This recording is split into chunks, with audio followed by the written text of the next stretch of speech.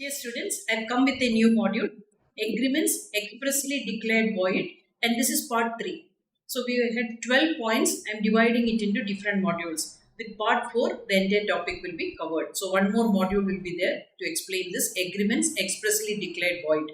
This is important because when you enter into a contract, if that agreement comes in any of this category, then you should know that the contract is not valid. So the 7th point is agreement in restraint of trade. See, we have seen that nobody can stop a person from getting married. Agreement in restraint of marriage. Once he is a major, he or she got every right to marry the person of their choice. Similarly, agreements in restraint of trade. That meaning, if it's legal business, anybody got the right to do that business. Nobody can stop them from doing that business. If it's illegal business, different rules will apply. It is not allowed. But legal business, nobody can stop them from doing that business. So Section 27 of the Indian Contract Act 1872 is giving the conditions about agreements in restraint of trade. So you have to remember that it's the liberty of the person to carry out legal business. So everybody, if it's a new idea, you got the right to try out that. Restraint of trade can be partial or general. Partial for a specified area. See, for example, you are telling that in Karnataka it's not allowed. In Bangalore it's not allowed. But general restraint meaning is the complete restriction. You are not allowed to do that business in the country. So this is restraint of trade can be partial or general. Both are void. Everybody has got the right to do the business of their choice if it's legal. 8th point is agreements with uncertain meaning. So we have seen that consensus addendum is very important.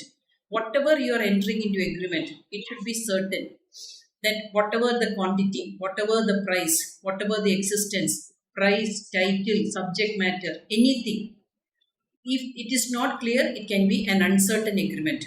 See, if its date is important, somebody has by mistake wrote February 30th.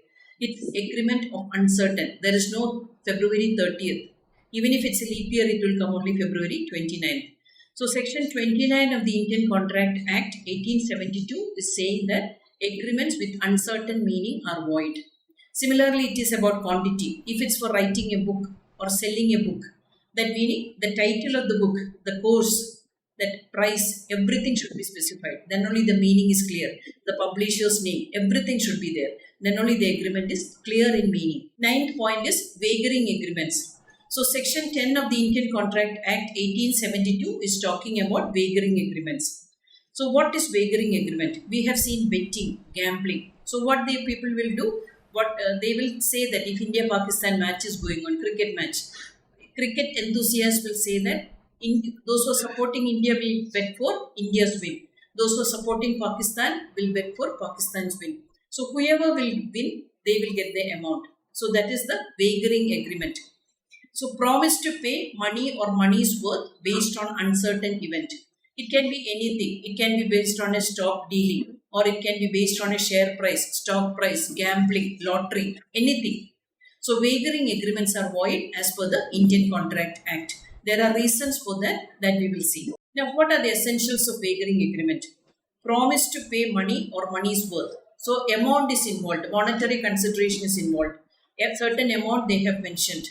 Then it's an uncertain event. If it's a cricket match or if it's a tennis match, major players are playing, then the result is completely uncertain. You cannot predict that. You are just guessing that based on your interest. Third is mutual chances of gain or loss. If it's a tennis match between two professional players, then there are equal chances that either one of them will win, definitely. So we have no control over the event. So the next point is neither party to have control over any event. We don't have, as outsiders, we don't have any control. Whoever play, they will try their level best and one person will win at the end. No other interest in the event. We don't have any other interest. If they will win, they will get the title, they will get the consideration. They will get all the pride and fame. But we have no other interest. Only thing is, out of our addiction or out of our interest, we are supporting a person and we are betting for that. Now, what are the consequences of wagering agreement? As per Section 30 of the Indian Contract Act 1872, wagering agreements are void and unenforceable. It's void. It has no legal validity. We cannot enforce that in a court of law. Then an agent cannot recover money from principal as it is unlawful. Imagine in principal-agent relationship. If an agent is entering on behalf of the principal, then he cannot recollect that money from principal because wagering contracts or agreements are void and unenforceable in a court of law. Next is money borrowed to take part in a wagering agreement is collateral and money is repayable. But you have to remember that if you want to enter into a wagering agreement, you have got every right to borrow money from somebody. That is nothing to do with your wagering agreement. But you have the duty to repay that amount. That cannot be clubbed with the wagering agreement. So it is allowed to borrow money to take part in a wagering agreement, which is collateral and money, whatever you borrowed is repayable. Then you have to remember that some states have completely made the wagering agreements void, especially Maharashtra and Gujarat. Wagering agreements are void and illegal.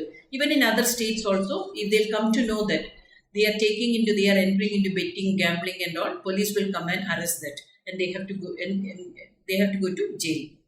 Now, important wagering transactions. One is lottery and second is speculative transaction. Lottery, you know that everybody, some states have legalized the lottery. Even in countries like Dubai, Abu Dhabi and all, Gulf countries, lottery is legalized. So, they will sell the ticket and whoever will win get the prize. Similarly, speculative transactions, wholesale dealers, they bet on the prices of wheat, rice, all that. Then stock market dealings, speculative transactions. Based on their assumptions, they will enter into speculative transactions. Sometimes it will be the share prices is going up, sometimes it will be share prices going down. Now we have to see the difference between insurance contracts and wagering agreements. So insurance contracts and wagering agreements. Insurance is somewhat, you can say that it's like a wagering agreement. Whoever is taking the insurance policy, they will continue to pay the premium. Something happens, that insurance company will pay the compensation. So this is the contract of wagering agreement. So it has got some similarities as a wagering agreement. But you have to remember that insurance is legal and it's allowed in our country. Everybody take insurance. Maybe it's life, health, all that. So let us see the differences between insurance contracts and wagering agreements. So parties' interest in the subject matter. Insurance contract, definitely the party or the policy holder is interested. They are protecting their assets, they are protecting their vehicle, life, health, etc. Wagering agreement, we have no right. Only it's our interest. Okay, supporting a cricket match, supporting a tennis player. It's only the interest. Next is the nature of contract. Insurance contract is a contract of indemnity. Insurance company is compensating. Even if we can say that life insurance is not in contract of indemnity because you lost the life of a person, the family, the husband, wife, breadwinner, child. Nobody can compensate with money. But imagine the case of health insurance. It's a contract of indemnity. You incur hospitalization expenses and you are getting the benefit for that or the compensation. Whatever you had spent in the hospital, the insurance company is repaying. It's a contract of indemnity. The wagering, the winner gets the specified amount. You are betting on that basis. One party will win, his bet will come true and he will get that amount. So the nature of contract is based on the outcome of the betting or outcome of the event in the case of wagering. Now settlement, in the case of insurance, no advance settlement. Only when you are hospitalized. See, if your health insurance, you are not hospitalized for a number of years. You will continue to pay the health insurance premium. You will not get any compensation from the insurance company. Whereas in the case of wagering agreement, winner gets the fixed amount based on the outcome. If the outcome is in your favor, you will get the money. If the outcome is in favor of the other party, he will get the money. You have to pay that. Now, social benefits. Insurance definitely has a social benefit. Now, our country is trying to make our people 100% health insured, 100% life insured. Because we are not providing social security like advanced countries. So it's our duty. We have to impose people or we have to allow people, we have to force people to take into insurance policies. So their life should be protected, health should be protected. Whereas in the case of agreement, there is no social benefit. Actually, we have mentioned that some states, it's illegal and it's void. They made it rule. Even in other states also, police will take strict action if they are entering into gambling, betting or anything like that. Now, scientific calculation. Insurance is calculated based on scientific calculation. how you pay the premium. See, a person paying a premium when he is joining a health insurance at the age of 20 will be totally different when a person is joining at the age of 50. So it's scientific calculation. Even for life insurance, any amount, whenever you are joining an insurance policy, the premium they calculate with the basis of scientific calculations. Whereas in the case of wagering, there is no scientific calculation involved. It's the whims and fancies of the parties entering into the agreement. Now, the ninth point I want to tell you, contracts to do impossible act. Whatever you are agreeing with another person, you should be able to do that. So here, if you are entering into a contract with another person, I will take you to the moon, I will take you to the sun, I will invent magic, I'll show you some magic, I will invent some treasure by magic. These are all impossible acts. Only a magician can do that. See, if any magic related thing, a professional magician can assure that, not ordinary people. So here you have to remember, if anybody is entering into contract to do impossible acts for himself, then it's a void agreement. So this is mentioned in section 56 of the Indian Contract Act 1872.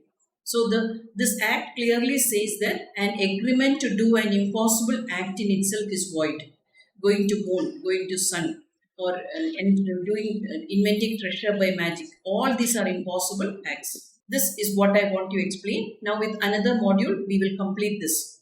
Void agreements, part 4 will be the concluding video for this topic. Thank you. Happy learning.